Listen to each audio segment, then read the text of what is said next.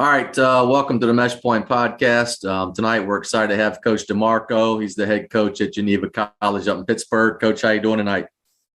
Doing great, man. How you doing? Oh, we're doing good. We're running, man. We're running spring sports and everything else going on. We're running, but we're happy to have you.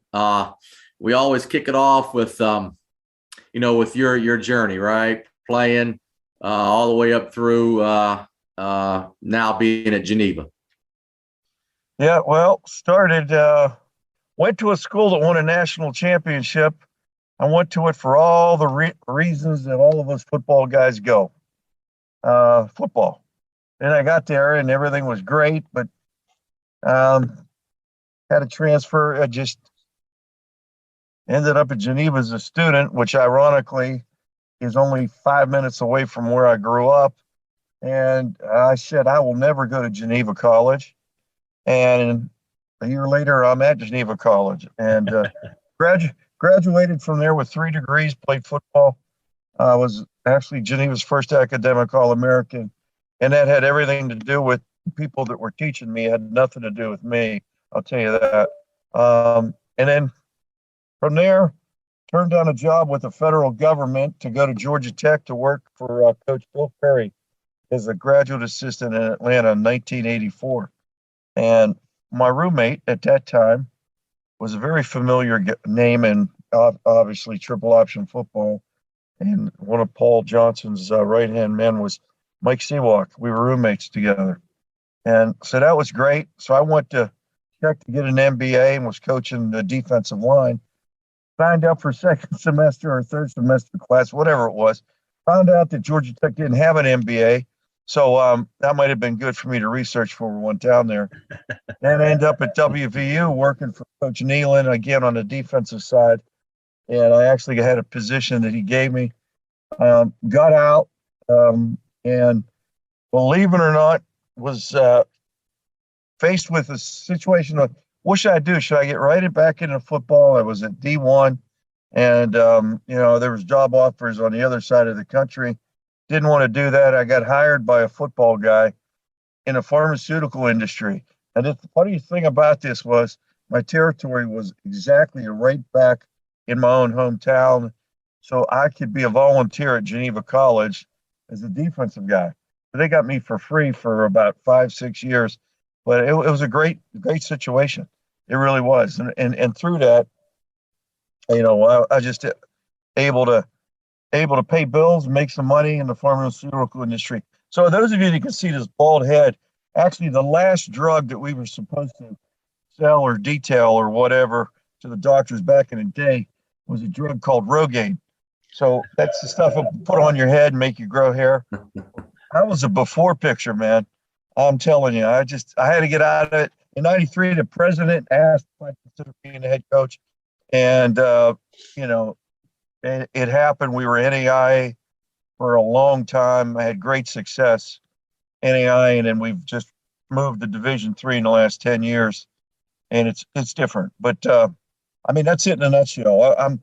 I'm blessed. I get up every morning like you guys. I tell our players the thing that you want in life is to get up every morning with a passion to go to work, and it's not work when you love it like we do. Yeah, for sure. Well, Coach, tell us more about Geneva College, right? So where are you located? What kind of career paths, the students come to Geneva for? And then you mentioned it's D3, but we're NAI at one point. Talk to us about Geneva. Well, we've had football since 1890. So it's a big deal here. We're in Western Pennsylvania in a little place called Beaver Falls, Pennsylvania, where Joe Namath actually played his high school football right on our field. We're 25 minutes from the airport, about 35 minutes from Heinz Field. And Geneva College is a Christian school. You don't have to sign a statement of faith to come, but I kind of like that background. It gives us a great foundation, a great structure to coach and to teach from. And I strongly believe in it. When I took the job, I basically really believed that it was something that was purposeful. It was something that was more than just a job. It was, I don't want to use the word calling, but I have to. and people are going to think that I'm crazy if I say that, but I actually believe that this is where I'm supposed to be. And even after all these years, so our students, the best programs that we have is we have a 4-year nationally accredited engineering program. Most schools have a 3+2 small schools. So that means you got to go for 3 years, and then you end up having to transfer to a bigger school. So we got that 3-2, and then the other one we have that's very unique is the kid can get their MBA in our business program in 4 years. So wow. yeah, and we also have an aviation program, which is crazy, but we've had a couple of those guys. So I mean, that's it from an academic standpoint, and it's true. I mean, as coaches, you all know that when school goes D3, that you got to recruit more toward what the college does best, and those two programs plus this new cybersecurity thing is just taking off, as you guys can imagine. Yeah. Hey, Coach, I hope you're not mad at me, Coach McLeod. We forgot to ask the mentor question, man. Oh, it's all good. Now, talk about a mentor that you've leaned on over the years to help guide you through some of the difficult times and decisions you had. Well, I got to tell you, to be able to work for 2 Hall of Fame guys early on, the impression that those coaches make in your early years, it's so vital. As you guys can remember, you can pick out 1 or 2. Coach Curry was all about team, all about organization, all about leadership. And Coach Nealon was just a huge family guy. The way he did things, those guys really, really had an impact on my life as far as what to do. But as far as mentor, I will tell you this: I have to say this, that if it wasn't for Mike Seawalk when he was with Paul Johnson at Georgia Tech, that's when we decided to put this offense in. If it wasn't for Mike, honestly, he's encouraged me along the way. He's helped me. I've been in a pain in his backside for the last 7 years. So I'd say Mike, definitely. But I've had good coaches, fellas. My junior high coach, John Best, was one of the biggest impacts on my life, and my head coach in college. I mean, he actually, when I got the head coaching job, he actually was my defensive line coach. So we've only had 2 head coaches since 1976. Oh, Wow. That's neat. Yeah. Yeah, it's neat, but as far as mentors, yeah, and then just getting on the phone, talking with guys in the league. Believe it or not, we got a conference. It's ranked 9th in D3. It's pretty good. And there are guys in our league that we bounce things off of professionally. And even some of us are guys that are rivals. I mean, it's just, we understand the profession that we're in. We've got similar values as far as what we want to try to do with kids. But, I'm going to miss somebody. I'll say this too. There's a high school in Pittsburgh called McKeesport. McKeesport won 2 or 3 state championships running this triple. And Jamie Eccles is a guy that's the first place we went, and then I called Seawalk and said, "Hey, you gotta help me," because and we were, believe it or not, when we went D3, I had the brilliant idea that we needed to run the air raid, and it turned into a bunch of miserable receivers knocking on my door asking me how many catches they're going to get today. So. That's funny. Hey, Coach. Hey, do you guys have a rival? Does Geneva have a rival game? Yeah, it's a rival game. It's we call them the team up north. It's Westminster College. Yeah, and then we got a nice rivalry going. With Washington and Jefferson. We really do. Those are our 2 big ones. I don't know. Everybody hates us. Not hates. They hate playing us because of this offense. Which, as a defensive guy, I got to tell you, I love this. I absolutely love it. because you got to do something different. And in our place right now, because I can't, come down to the state of Georgia or Florida and offer a kid a full ride like we could in the NAIA. We got to just say we made a decision that what's the best thing that we needed to do with the type of offensive lineman that we get in Western PA. They're kids that are like 6'1", 250, 6'2", maybe 250, and they'll come off the ball and smack you in the mouth. And that's why we made the decision. And honestly, fellas, being a Christian school, I was tired of running the air raid. I was tired of seeing our offensive line get hit in the mouth. I was tired of seeing them backpedal on every play. And it made our defense soft. And you can't be a Christian school and have a soft football program. So, we're pretty much, let's get after their butts. So, yeah, it's a long answer. Sorry. No, that's great. That's it's Tony, right. if I need to shut up, just say, "Hey, coach, just got it," or give me one of these, or just No, you're speaking our language. Trust me, coach. I promise, man. That kind of you kind of talked a little bit about it already with our next question. But what does Geneva option football look like? And is there anything unique about your flex bone that you're running? Yeah, well, I mean, the first couple of years, honestly, I went down there and Seawalk says, "Run these plays, don't run anything else." It's all we did for that year. And then being able to talk with people, down at the Citadel, there, the online coach, Ronnie's unbelievable. Just different guys that do it. But I've learned so much from high school coaches who've done it over the years. So right now, the difference in our flex plan from day one is we went from controlling the clock to try to winning in the fourth quarter to becoming a more balanced attack where, we're using some different formations. And I think the biggest thing that we did this year is we were able to find that hybrid tight end receiver so that you can run unbalanced, and he's got basically 3 blocks on the backside. Throw it to him out of that set. And yet, if they bring a linebacker or a D lineman in, we can expose them by putting them out there and throwing them the football. And we called every play at the line, which is something that we've worked on for years.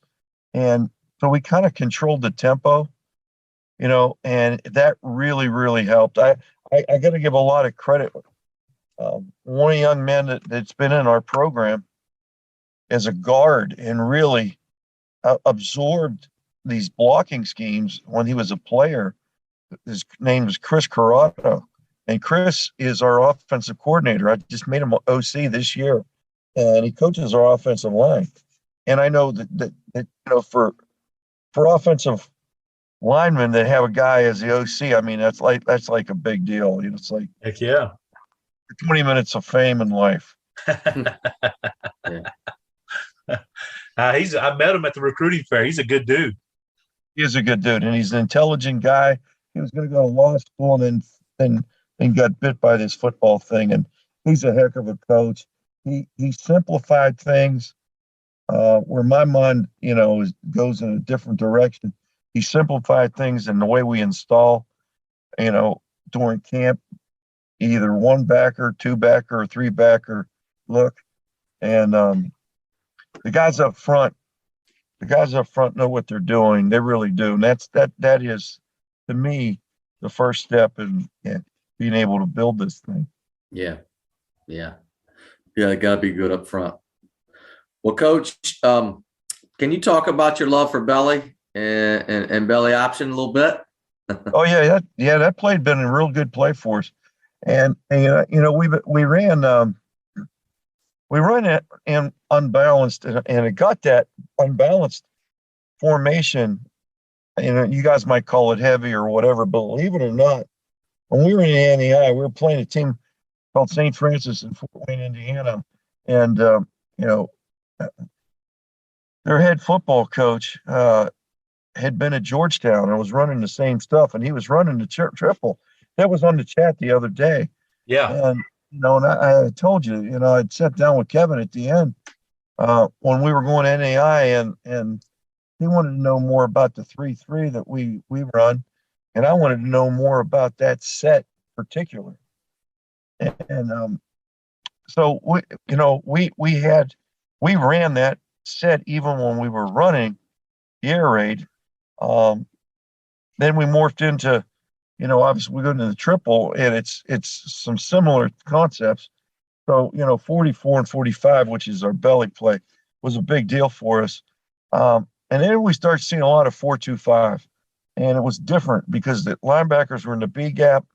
They're using the middle safety as a star, and so we start putting the out formation people, and actually running this thing away from the formation, and they're a man short there, running that belly option, and it just becomes a down block on the 2. We're going to go ahead and log the 5, and put the fullback on the backer. A back can go get somebody, and we're pitching off of whoever, and it's a great play if you want your quarterback getting hit. And our quarterback for the last 3 years has been a special kid. So we ran it to the nub side for years, and then we first started that. Then I've been at, like, we got to run this thing to the 3-man surface. So we cut down our splits, and we got some rules in place, and we finally adapted this year to running it to the 3-man surface. So, it's just simple. You can basically call it and run it where they ain't. Yeah. Yeah, that's good stuff. For sure. Now, do you guys utilize the zone option at all? I know I talked to your OC a little bit, and that was it's like going down a rabbit's hole a little bit, right? Oh my! So we had this brilliant, and it was my brilliant idea. We went down to Navy, and Coach Yo's he's a great guy, the receiver coach. Yeah.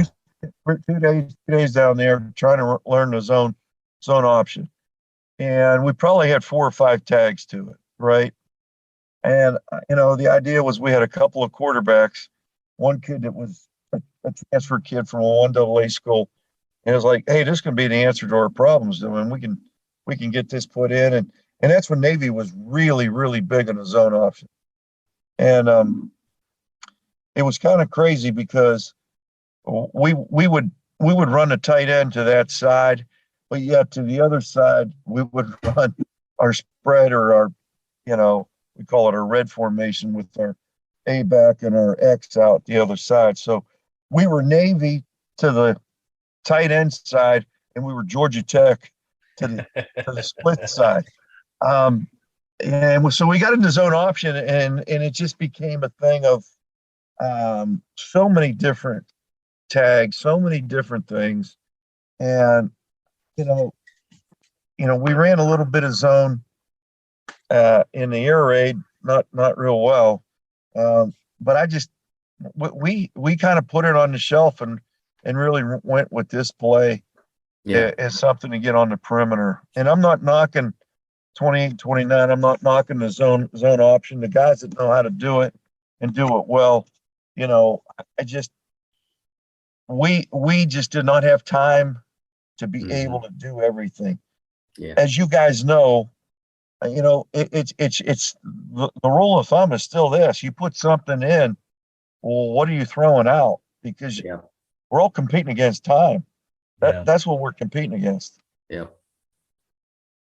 You're right, Coach. Oh, plus the big thing was the kid that we had, the quarterback that we're trying to get the ball to, on the second play of the first game, ended up blowing out his ankle, and then and then we had to, it didn't work for us. Well, now, Coach did say you guys had found a good play, the GT counter. The quarterback GT counter was a nice play for you, though, right? The GT counter, we would run that against the 50, we're looking at installing that in the spring. It really is. I honestly think that the way that it looks, And the way that the tape that I saw on it, I mean, it looks like, it's just old school counter, GT with the quarterback being the guy. Yep. And anytime the quarterback's the guy, we can move some things around there and end up getting them in a nub formation of some kind and running that deal. I'm surprised at how it's a B gap play. So, it's not something to get outside on the perimeter. So that's what we're going to be looking at. I know Chris really, really wants to take a look at that because it can be something good. Heck yeah. Hey, Coach, what was that? It was Coach Lamar. Was it Lamar Owens? Yeah. We talked that play up pretty good on his podcast. He said he helped Coach come up with that there at Georgia Tech. Was a good play for them, Yeah. Well, we got as you're talking, you're answering some of these extra questions that we had for you, Coach. Yeah. You're doing great, man. We got one left for you, but you could probably turn this into a couple different conversations. You think, Coach? Probably. Yeah. Oh, absolutely, guys. We need to have some interaction. You need to tell me, Coach, you shouldn't be doing that. I can learn from you guys. I'm amazed. I really am. I get on there and look at your stuff, and I'm just amazed. I love this offense. We're still under center, and I know there's some people listening or whatever saying, that I need to change and do this, that, and the other. And I've talked to a lot of guys. I still want, if you can understand this, I still want that defensive coordinator to think that the quarterback's hands are under the center, and the number one thing they got to do is stop the run. And their safeties are doing this, and they got a week to prep for it. And I think what we're evolving into is being able to throw the ball because we're now landing some wide receivers that we didn't have before, kids that can beat man-to-man coverage, and there's so many different things that you can run on a front side post, on a comeback, on a backside post, along with the switch route and a vert that you run off of play action. But I just see it as an offense that they put 9 guys in that box, in a too high. And we see a lot of that. We see the safeties rotating hard.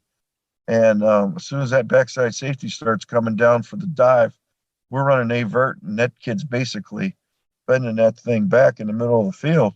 Yeah. And we're running 2 comebacks. But I got to tell you, and maybe I know there's some defensive guys on here taking notes, and and they're basically selling us out. But watch what happens. Watch what happens when your backside A goes in motion. When your backside A goes in motion, watch the backside corner, because depending on how you align that backside receiver, you can get that guy almost playing a deep third with no underneath help. And you can get a comeback anytime you want it. Or, if he's playing outside, we're going to go ahead and, take a shot and hit him on a backside post. These are things that we've evolved into. So when you were saying, could I imagine seeing this the first year? Absolutely not. But now it's what I see is helping us become a complete offense. And the biggest reason we won't go in the gun is because I won't trust myself. I won't know when to stop. And Gotcha. And I got to be honest with you, that's it. So, what question were you going to ask me, Coach? I'm sorry. No, that's a great point you you're made. Good. Yeah, great points. We always joke like every off season, every flex phone coach in America is looking at the short pistol or the gun, or what I mean. That's always our off season thing that we dive into and try to learn about. We got a good buddy, Scotty D, and he's always Boy, looking he got into great stuff. Scotty D's got great stuff. He really does. Yeah. You know what? I learned something from him. I watched his stuff, and we were having 3 different aiming points because we're running midline, we're running inside veer, and we're running outside veer. And this year we just changed it. We really did.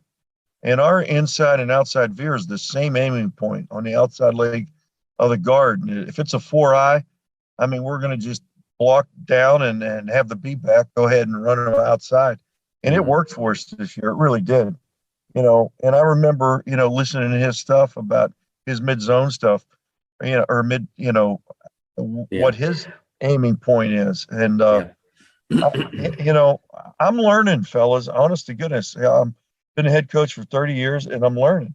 And I think one of the things, honestly, Tony, one of the things that I think is really, really, if you're going to put this stuff in, which I would encourage more and more schools to do it because nobody knows how to defend it, is you got to have a plan to get your defense ready for,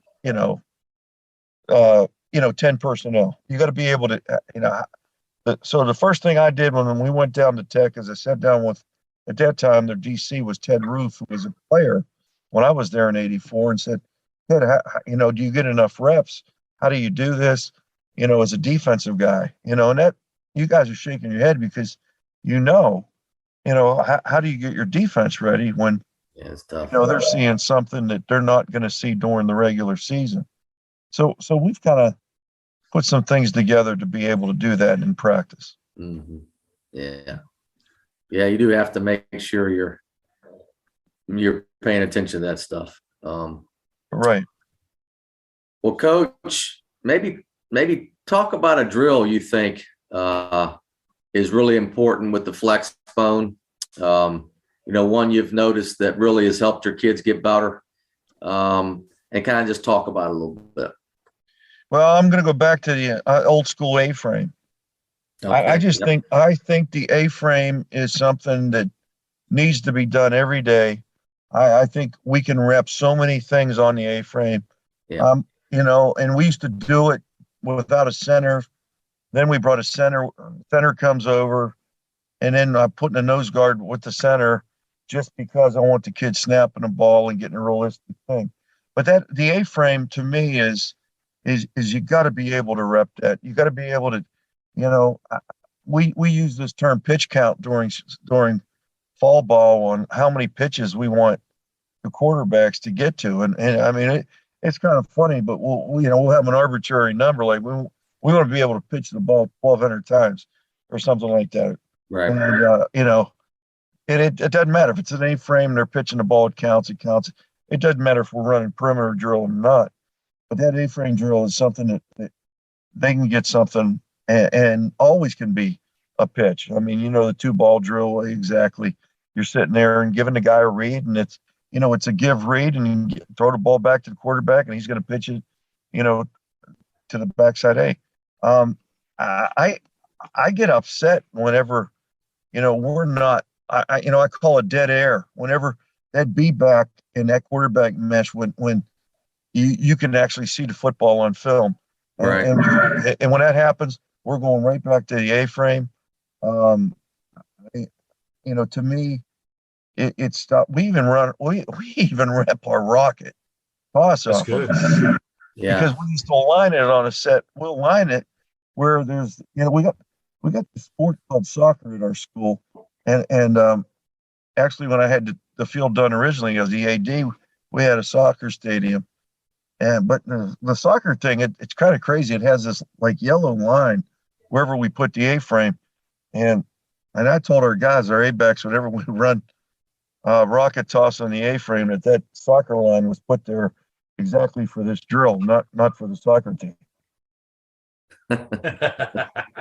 That's cool. Coach, that's a good idea, bringing the center over and a nose, working their snaps and quarterback riding through the step of the center. That's a good idea. Actually, haven't done that before in an A-frame drill. That's a good idea. Yeah, I just think, we got to simulate things. My guys hate this, but the other drill that I really believe in is a perimeter drill.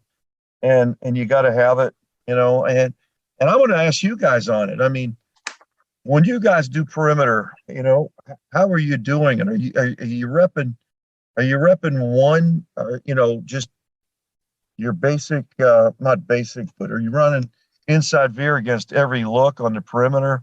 Because this to me is something as college guys, and I meant this. I really did. I meant this.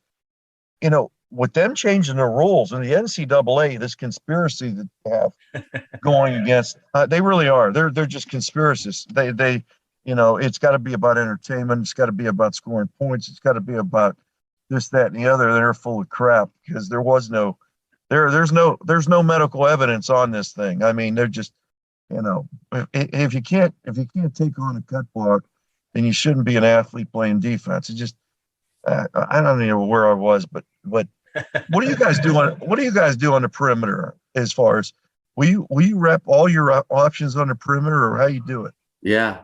So we'll start single high, right? Go inside veer, load it with three in the middle of the field. Maybe adjust formation, maybe change who we're pitching off of, right? So we may crack a guy or and pitch off a corner, that kind of thing. And then go to, run your inside veer, run your mid triple, then flip it over and go to two high and do the same thing, right? So base the perimeter, then switch block the perimeter, and then maybe against the 4-3, you might have to find a way to block the play side. You may want to load that after you read the stack. You may say, I can't read the stack, so you might want to load that look. So there's different things you do there. But yeah, I know you're just, getting your formations and work through your tags but I know where you're going there. It's like, how are you going to rep it now that you may not be able to cut block at all outside the box? So here's the thing that I'm looking at is we need to rep it more now, because we're going to have to switch block things. We're going to have to block. We may, put the tackle out on the corner, in some things. So the perimeter now to us, with this change by the NCAA, to me puts a major emphasis on this.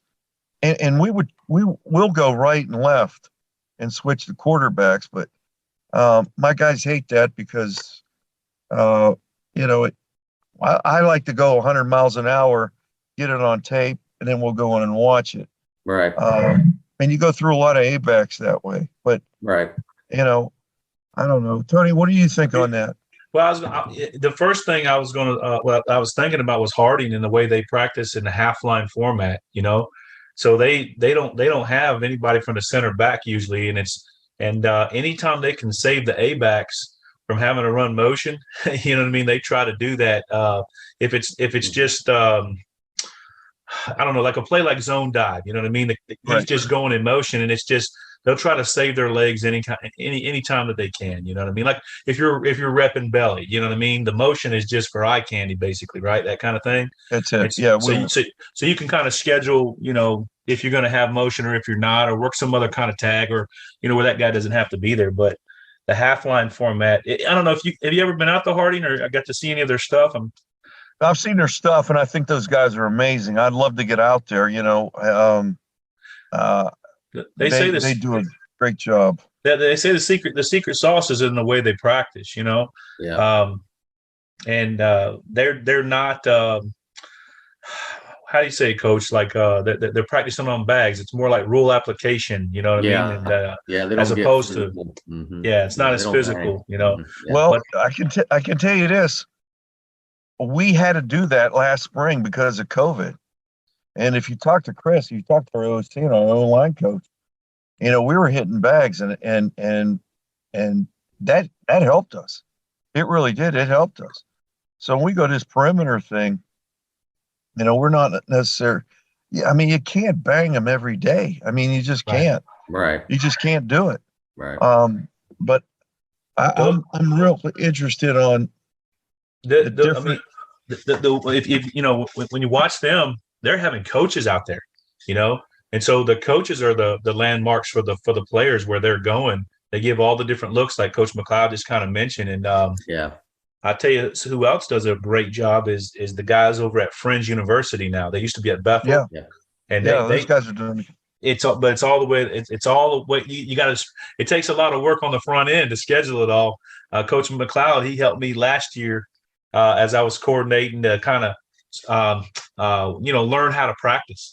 You know what I mean? So you can see all the fronts Yeah. and train the kids. But That's the still first kind thing. of still kind of fast and efficient, right? So you're getting your reps and you're still filming it so you can coach it off of tape still. But you're just not you're not having to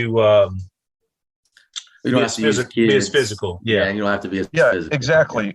So the quarterback's getting the reads, the kids are getting the pitch, but Yeah. you can't bang and really, honestly, you talk about practice organization, and the Citadel does a great job with that. They really do. And I would ask Seawalk, how you guys doing this, that, and the other, and I think practice organization is the number one thing in order to be able to get your team ready. Yeah. And as a coach, knowing how much you have to bang and how much, you have to lay off their legs. And for us, you just simply ask the kids, because you do start doing a ton of reps on the A-frame, you start getting them, on a perimeter drill. We do a lot of, and as you guys do, spend an enormous amount of time in planning practice, Right. so that we're not getting duplicate reps of the same play. Right. I think I'm preaching to the choir. I think all of us. Yeah, no, you're on the right. That's exactly kind of what we're saying with the Harding way. I mean, that's what they do. Even when they're practicing rocket toss, right, Coach? I mean, they're got all their different formations, but it's coaches out there, or GA or bag holders. You know what I mean? Yeah. Right. And they're getting their reps, 2 huddles. It's still the bullet style, bang, bang, bang, bang. You know what I mean? And I think that different plays are practiced different ways. Probably, some you're breaking it down into pods, smaller pieces, right? Right. And some are half line, and some are the full deal. But, Yeah. We were a big outside veer team at one time, and our favorite pod drill obviously was getting the tackles and the A-backs together. Yeah. I mean, and being able to make sure that he's getting the front side backer, or what call we're going to have, depending on what front we get. But, I very much believe in the pods. I think that practice organization, and I don't know how you guys, to me, being a high school coach is the toughest job in football. I really believe that, because I don't know how you get it all in, especially, when you got to rep defense. Yeah. I really don't know how you get it off in, and it just impresses me, really does, how the depth of knowledge of what you guys are putting out there on your chat. I mean, I'm learning things. I really am. Yeah. Yeah, it's a fun chat. There's a lot of guys willing to help and talk through stuff. And that's why I kind of brought down my forum on Flexbo Nation, because I mean, with this chat and social media, right? Like, you get more info there in 10 minutes. You know what I mean? So it's just been a great resource for guys. And I think, in the end, like you said, right, we're always going to be learning. With all your experience over the years, and us too, like, we're always learning stuff. What can we do better? How can we do it different? It's all about the kids, right? Making the kids better. And, I think you hit on it a lot tonight, and I'm we wish you guys the best up there. And, we're really excited that you came on with us. I know you got to go to the airport and do all your stuff, but for you to take the time and talk with us, and, we really feel honored, man. I feel honored. I'll tell you one topic that, again, last thing, I was not a real big use the tight end guy in the beginning. I got to tell you now, having that hybrid guy, we actually threw the ball to him on the nub side, which was, he was wide open, and we'll put him in the 3-man side and run a corner route. And, Yeah. And then people were looking at him, and then running your backside guys running a post, and he's wide open off of play action. Yeah. It's just it's an offense that I wish, honestly, I wish we'd have done it when we first made the move to D3. But you know, I had to fall in love with the sexy girl, and you know, run that air raid stuff. I'm telling you, our defense was so soft. I was embarrassed, and so now, you know, we're learning. We're on the right track, and I appreciate you guys. I really do. And you know what? Think about this. What other industry in this country, or what other thing in this country, where you can sit down and share ideas with people? I mean, you go to a clinic, put your stuff up. This is, and people are taking notes of it, and we share our ideas. I know basketball coaches don't do that. I mean, why? It is an amazing thing to me that I'll ask. I can, if I can find a play from somebody or an idea from, I don't care who it is. Yeah. I don't care who it is. I really don't. Yeah. And I've learned more, honestly, from guys who've done this in high school and have really learned how to do it the hard way and refined it. And the word is efficiency. How efficient can we become? During that practice time. And appreciate you guys. I really do. And I apologize for running over. No, you're good, Coach. We're worried about your time, Coach. You want to be mindful of your time.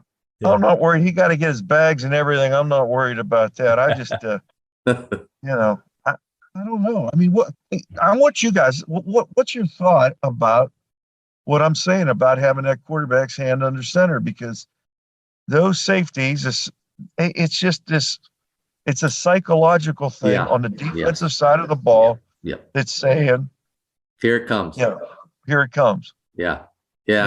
Pace of play matters. And don't get me wrong, there's some guys that are doing some pretty cool stuff in gun, but in the end, pace of play, physicality, that you're right. When you go under center, it's just a different mentality from everybody. And I think in today's world, it is something different.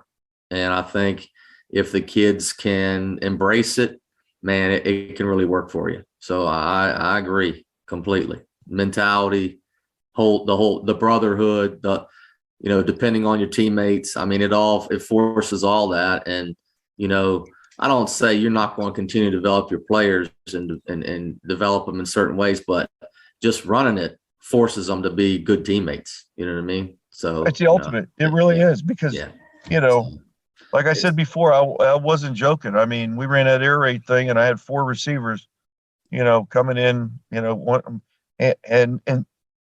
receivers those guys are more annoying than kickers. They really are. They are. They're more annoying than any position on the field. They're all prima donnas. They're all going to, this league or that league, and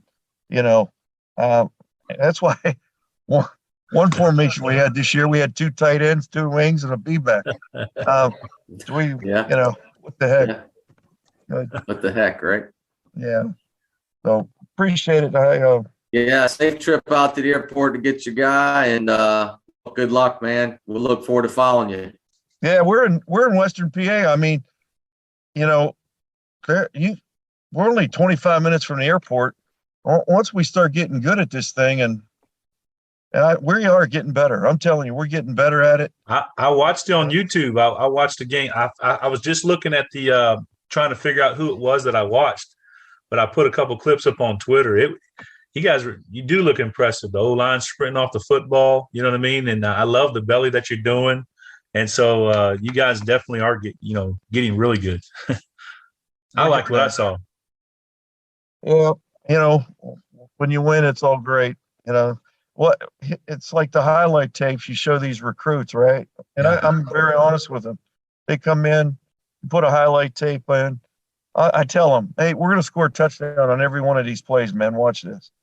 What I want to do is bring them in and show them the plays we screw up in and actually have a film session with them.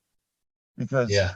now we can learn from it. But Yeah. anyway, hey, fellas, God bless. Appreciate it. Really Same do. to you, buddy, coach. Thank you. Yeah. Thank you, Coach. Thank you.